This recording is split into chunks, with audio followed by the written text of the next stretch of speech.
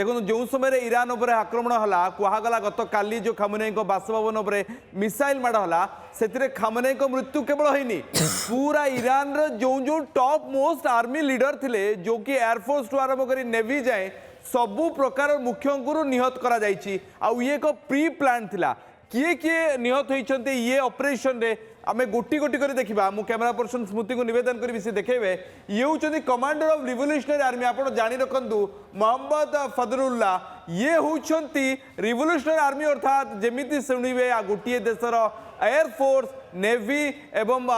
जलपथ स्थलपथ वायुपथ तीन पथर जमी मुख्य था सेमती रिवोल्यूशनरी गार्ड होती सेनार मुख्य जी कि पूरा ईरान